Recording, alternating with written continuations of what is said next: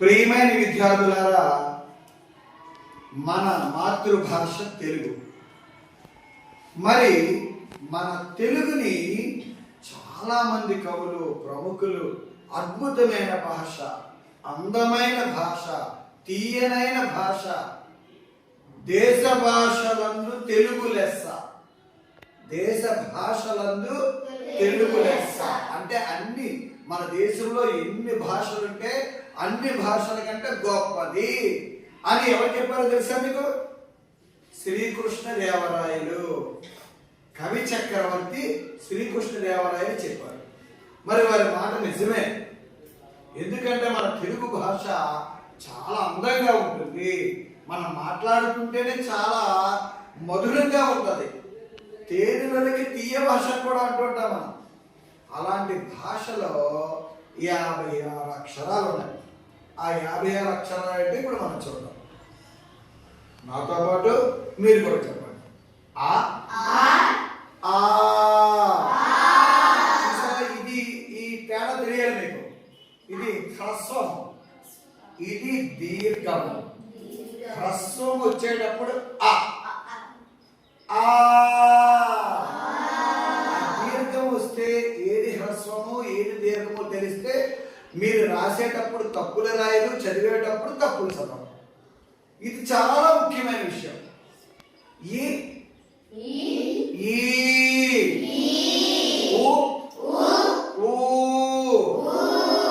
అరు అరు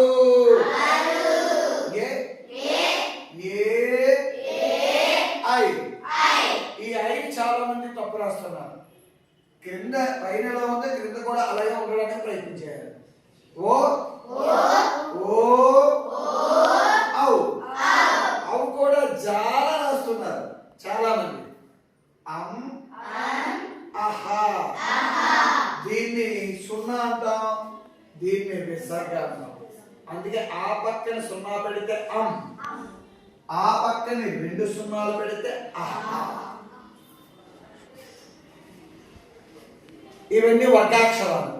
క ఖ గ ఘ ఞ చ ఛ జ ఝ ఇని ట ఠ డ ఢ అన త థ ద ధ న ప ఫ బ భ మ య ర ల వ సే ష స. ఈ భేదం తెలుసుకోండి. షే అంటే శివుడిలో సే అంటాం కదా, సే షా స. ఇది షా, నాలుగు పడతాం చెప్పండి. షా స హ, ఇది ఆ, ఇది హ, అలా, ఇది లా, ఇది అలా, క్ష, అక్ష కాదు క్ష, బండిరా. ఇలా మనం 52 అక్షరాలు వాడుచున్నాం. మనం వాడుతున్న అక్షరాలు ఎన్నమ్మా? 52. వాడుకలో లేనివి అంటే పూర్వకాలంలో వాడేవారు. ఇవి కొంచెం అంటే భాషను సరళం చేయడానికి కొన్ని అక్షరాలను మనం తీసేసినా పర్వాలేదు. దీన్ని ఏమంటాం? అలు అలు. దంత్యచ దంత్యజ. ఇవి లేకపోయినా భాషకి సమస్య రాదు. అందుకోసం ఈ 4 అక్షరాలు తీసేసి, తీసిన అక్షరాలు వాడనవి 4, వాడుకలో ఉన్న 52 కలిపితే మొత్తం 50 అక్షరాలు వచ్చేలేదా? తెలుగు భాషలో అక్షరాలు ఏంటంటే ఏం చెప్పాలి మీరు? అసలు ఈ అక్షరమాలు ఎప్పుడు నేర్చుకోవాలమ్మా మీరు? 1వ తరగతి, 2వ తరగతి, ఇప్పుడు 6వ తరగతిలో ఉన్నారు. 6వ తరగతిలో ఉండి కూడా మనం సక్రమంగా నేర్చుకోకపోతే మన భాషను మనం అవమానపరిచిన వాళ్ళు అవుతాం. ఒక వరుస క్రమం రావాలి, అక్షరాలు గుర్తించగలగాలి. ప్రతి ఒక్కరు కూడా నేర్చుకోవాలి. ఇది మీరే కాదు, 10th క్లాస్ 10వ తరగతి వాళ్ళకు కూడా ఈ క్రమం సరిగా రాకపోవడం వల్ల ఇబ్బంది పడుతున్నాం.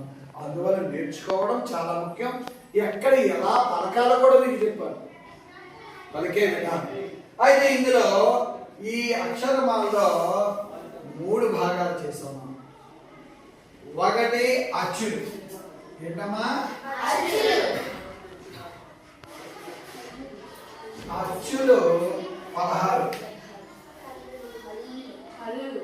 హల్లులు 37,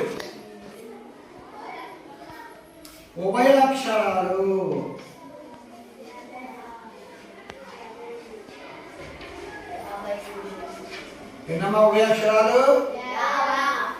3, మొత్తం కలిపి 50 వస్తుంది. ఈ మూడింటిలో మనకి 0, అర 0, విసర్గన ఉంటుంది. మీకు పద్యాల్లో వస్తుంది విసర్గ. అంటే ఇది కూడా వాడుకలో లేదు మనకి. 0, అర 0, విసర్గ. ఈ మూడింటిని కూడా మనం ఏమంటామా? ఉభయాక్షరాలు. మొత్తం 50. అర్థమైందా ఇప్పుడు? ఇందులో వల్ల వర్గాక్షరాలు క, చ, ట, త, ప. ఇది ప్రథమ వర్గం, ద్వితీయ వర్గం, తృతీయ వర్గం, చతుర్థి వర్గం, పంచమ వర్గం. 5 వర్గాక్షరాలు ఉన్నాయి. 5 × 27 అక్షరాలు. అర్థమైంది మీకు? మరి ప్రతి కచట తప అంటాం. అందుకే మనం కచట తప, ఈ కచట తపాన్ని మనం పరుషాలు అంటాం. మరొకసారి నేర్చుకుందాం. గజడ దబలు గ, జ, డ, డ, బ. గజడ దబల్ని సరళాలు అంటాం. ఇంకా చాలా ఉన్నాయి. అంతస్తాలు ఉన్నాయి, ఊష్మాలు ఉన్నాయి, అనునాసికాలు ఉన్నాయి. ఇవన్నీ మరొకసారి మనం చెప్పుకుందాం. అర్థమైంది కదా? మరొకసారి మనం తర్వాత తరగతిలో ఇంకా విభాగాలు, ఈ అక్షరమాలలో ఏ విభాగాలు ఉన్నాయో తర్వాత తరగతిలో నేర్చుకుందాం. నేర్చుకోండి. మీరు పాఠశాలకు దేనికి వస్తున్నారో అది నిర్వర్తించాలి. పాఠశాలకు పాఠాలు నేర్చుకోవాలి. ప్రారంభంలో పునాది రాకపోతే ఏమవుతుందిరా?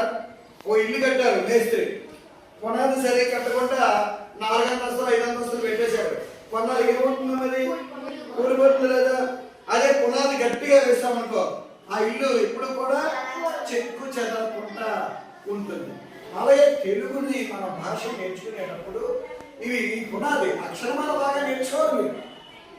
నేర్చుకుంటేనే అప్పుడు మీరు ఎలాంటి పదాలైనా, ఎలాంటి వాక్యాలైనా, ఎలాంటి పేరాలైనా ఏది ఇచ్చినా చక్కగా చదవగలుగుతారు.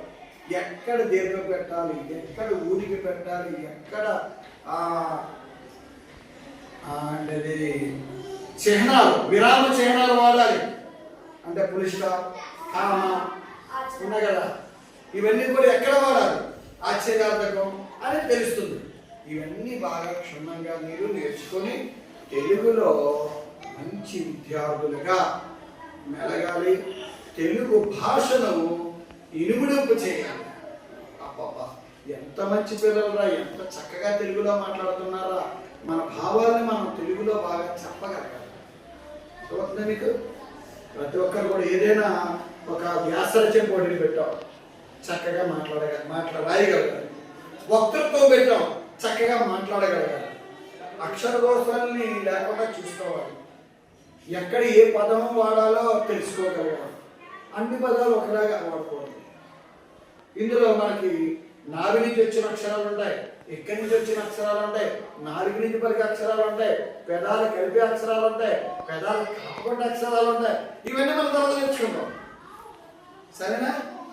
మరి చక్కగా మీరు ఇవన్నీ రాబట్టి నాకు చూపట్టుగా మీరు చెప్పగలరా లేదా? మీరు ఖచ్చితంగా తప్పకుండా మీరు ఈ విభాగం అంతా కూడా బాగా నేర్చుకోండి. రేపటికి మళ్ళా నేను అడుగుతాను, ఖచ్చితంగా చెప్పగలగాలి.